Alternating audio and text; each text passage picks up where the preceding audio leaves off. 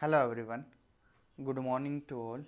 आज की वीडियो में हम बात करेंगे पीएचडी इंटरव्यू के बारे में कि अगर आप पीएचडी में एडमिशन लेना चाहते हैं तो उस टाइम इंटरव्यू जो होता है रिसर्च प्रपोजल को लेकर या सिनॉप्सिस को लेकर, तो इंटरव्यू में क्या क्या पूछते हैं आपसे और क्या क्या आपको बताना चाहिए, ये सब चीज़ें हम आज की वीडियो में डिस्कस करेंगे। देखिए, कुछ यूनिवर्सिटीज़ ऐसी हैं जहाँ पर इंटरव्यू नहीं होता है, डायरेक्ट काउंसलिंग होती है। कुछ यूनिवर्सिटीज़ ऐसी हैं जहाँ पर इंटरव्यू भी होता है। For example JNU, DU, Jamia Millia Islamia, AMU.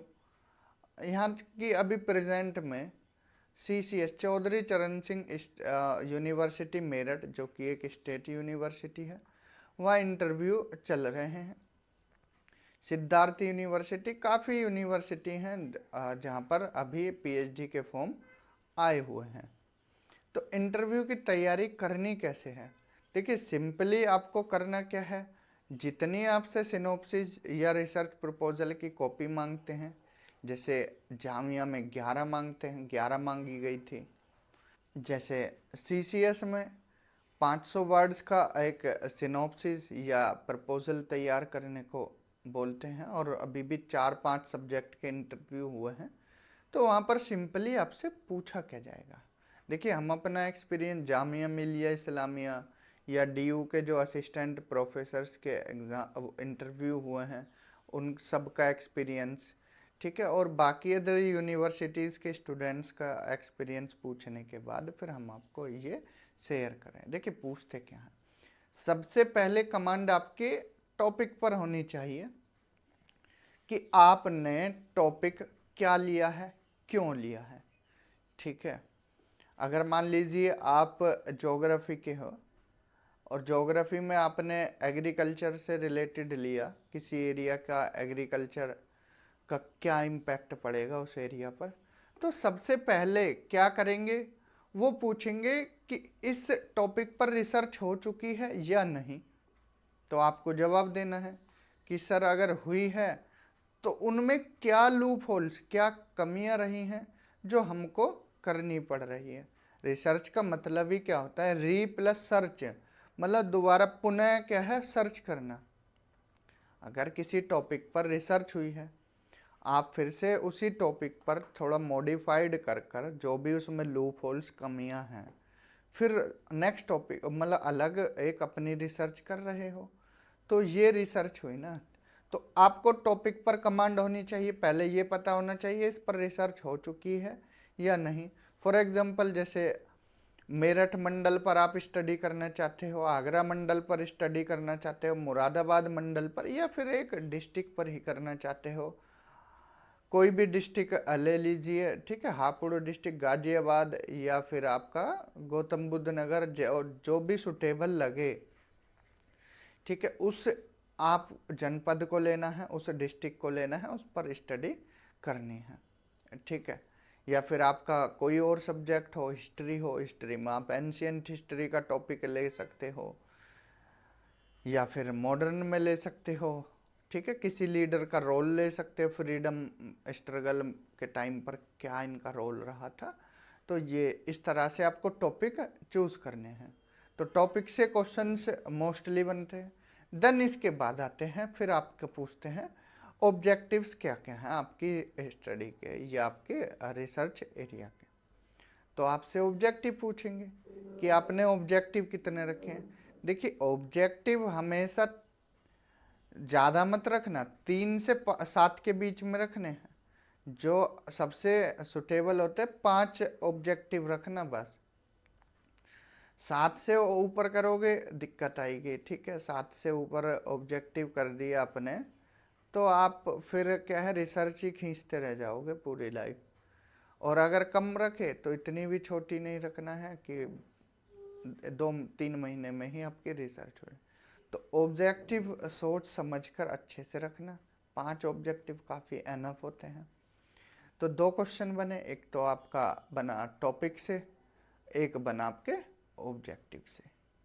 ठीक है, रिव्यू ऑफ लिटरेचर ज़्यादा पूछेंगे नहीं, क्योंकि रिव्यू ऑफ लिटरेचर तो आपने प्रीवियस स्टडी की है। 2 क्वेश्चन हुए। तीसरा क्वेश्चन पूछते हैं वो आपका मेथडोलॉजी से, कि आप अपनी रिसर्च में किस तरह से अपनी रिसर्च को करोगे, एरिया ऑफ स्टडी क्या रहेगा, कौन से टूल्स लोगे, ठीक है, और कौन सा डेटा लोगे, प्राइमरी डेटा लोगे, प्राइमरी डेटा पर बेस्ड आपकी रिसर्च है, सेकेंडरी डेटा पर।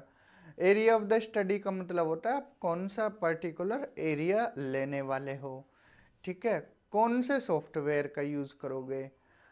इस तरह से आपको सारी चीज़ें वहाँ पर बतानी है मेथडोलॉजी में। 500 शब्द का लिख रहे हो, उसमें ज़्यादा फॉर्मेट बाजी मत करना। वैसे फॉर्मेट को अगर 500 वर्ड्स में भी फॉलो करके ले जाओगे, एक अच्छा इंप्रेशन पड़ेगा। जो इंटरव्यूवर होते हैं उन पर एक इम्प्रेशन पड़ता है। अगर आप अच्छी सिनॉप्सिस या रिसर्च प्रपोजल बना कर ले गए तो उन पर अच्छा प्रभाव पड़ेगा। फिर वो क्या है, आपके जो टॉपिक है उसमें रुचि लेंगे, इंटरेस्ट लेंगे, ठीक है। तो सारा खेल किसका होता है, सारा खेल आपकी सिनॉप्सिस या रिसर्च प्रपोजल का होता है। तो 3 क्वेश्चन क्लियर हुए। पहला क्वेश्चन आपके टॉपिक से पूछेंगे, ठीक है, और दूसरा आपका ऑब्जेक्टिव से, तीसरा आपके मेथडोलॉजी से। ये 3 मेन क्वेश्चन सभी से पूछे जाएंगे, चाहे आपका सब्जेक्ट कोई भी सब्जेक्ट हो, ठीक है। ये तो कॉमन रहने वाले हैं।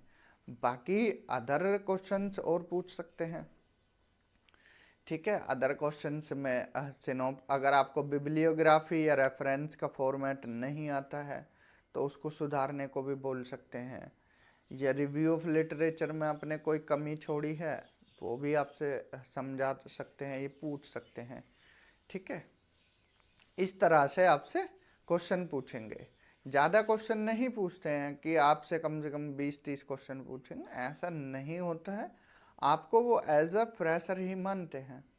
ज़्यादा से ज़्यादा 5-6 क्वेश्चन। एक तो आपका पहले तो इंट्रोडक्शन ही इंट्रोडक्शन लेंगे, पूरा कॉन्फिडेंटली आपको बताना है। सेकेंडली फिर एक सर या एक मैम जो भी होंगे, एक पैनल होता है, कहीं पैनल ज़्यादा होता है, जैसे सेंट्रल यूनिवर्सिटी में पैनल बड़ा होता है। जामिया का में 11 प्रोफेसर बैठे थे, तो 11 प्रोफेसर्स का एक पूरा चैम्बर होता है, वहाँ पर जाकर आपको बैठना होता है। बाकी स्टेट यूनिवर्सिटी में 3 मेंबर का वो हो या 5 मेंबर बैठे, ठीक है, वो डिपेंड उन पर करता है। तो समझ आया, जो भी स्टूडेंट्स के डाउट थे कि सर इंटरव्यू में क्या पूछते हैं, क्लियर हुए।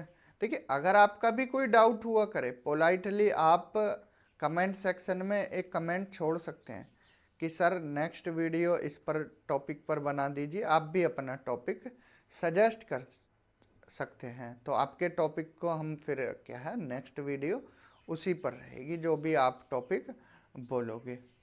तो क्लियर समझ आया यहाँ पर कि हमको क्या करना है इंटरव्यू में। देखिए, पैनिक नहीं होना है।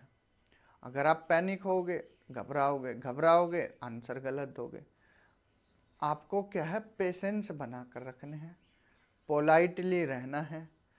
किस टाइम अपनी आवाज़ को हाई करना है, पिच को हाई करना है, हाई कीजिए। कब लो करना है, तो पिच को लो कीजिए। ऐसा नहीं है कि आप चिल्लाते ही रहे, ये ऐसा भी नहीं है कि आप बिल्कुल ही आराम से बोलते रहें। तो अपनी पिच को लो और हाई अकॉर्डिंगली आपको करना है, ठीक है। और ऐसा कोई क्वेश्चन नहीं है जो आपसे और ज़्यादा पूछेंगे। पूछ सकते हैं तो आपका जैसे एरिया ऑफ द स्टडी है, जैसे मान लीजिए आप मुरादाबाद डिस्ट्रिक्ट लेना चाहते हो, अलीगढ़ डिस्ट्रिक्ट लेना चाहते हो, ठीक है, या आप गोरखपुर लेना चाहते हो, जौनपुर लेना चाहते हो, या सुल्तानपुर लेना चाहते हो, या बांदा महोबा हमीरपुर में से कुछ लेना चाहते हो, या तराई वाले पार्ट में देखें तो महाराजगंज वगैरह, यहाँ पर सिद्धार्थनगर। तो इस तरह से आपके ज़िले से भी कुछ क्वेश्चन पूछ सकते हैं कि आपने ये ज़िला ही क्यों लिया, ठीक है, और या इस ज़िले में क्या रेशियो है, जैसे मान लीजिए पॉपुलेशन पर आप करना चाहते हो स्टडी, तो वो पूछ लेंगे कि रेशियो क्या है, या फीमेल लिटरेसी कितना है, मेल लिटरेसी कितना है, सेक्स रेशियो कितना है वहाँ का। इस तरह से क्वेश्चन पूछे जाते हैं। कोई ऐसा नहीं पूछेंगे कि तुरंत ही अपनी रिसर्च बना कर दिखाओ, ऐसा कुछ नहीं पूछेंगे। ठीक है, उनको भी पता होता है कि आप एज अ फ्रेशर हैं, तो आपको उस तरह से ही वो ट्रीट करेंगे। तो समझ आए यहाँ पर। अब इस वीडियो को इतना ही रोकते हैं, क्योंकि जो मेन चीज़ें थी हमने वो बताई। नेक्स्ट वीडियो में अगर आपका कोई और डाउट रहे या किसी टॉपिक पर आपको वीडियो चाहिए, तो कमेंट सेक्शन में आप अपना टॉपिक लिख सकते हो, हम उस पर वीडियो ज़रूर बनाएंगे। तो इस वीडियो में इतना ही। Thank you, have a good day.